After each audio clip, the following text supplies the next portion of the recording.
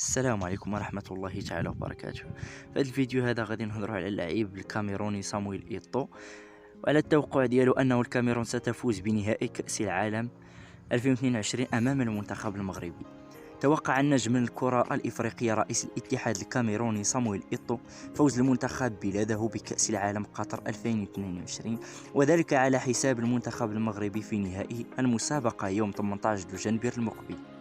وأدلى إيتو بتصريح اللجنة العليا للمشاريع والإرث القطرية قائلا: أتوقع فوز الكاميرون في نهائي إفريقي خالص على المنتخب المغربي، سيكون بمثابة حلم تحقق بالنسبة لأي لاعب، فإن الفوز بالألقاب هو الهدف الرئيسي كرئيس لاتحادنا.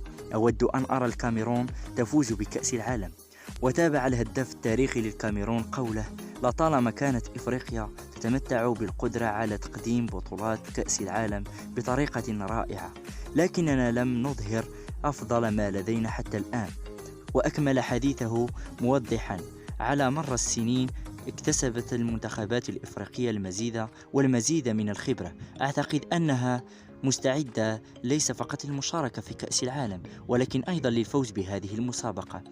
وتوقع إيتو تأهل المنتخب المغربي للنهائي بعد الانتصار على إسبانيا في الدور السادس عشر والبرتغال في الربع النهائي، ثم الفوز على فرنسا حاملة اللقب في نصف النهائي، على أن يخسر المنتخب المغربي المباراة الختامية أمام الكاميرون.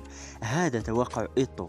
أيضا تأهل المنتخبات الإفريقية الخمسة من دور المجموعات، مع احتلال الكاميرون والمغرب والسنغال لصدارة مجموعتهم.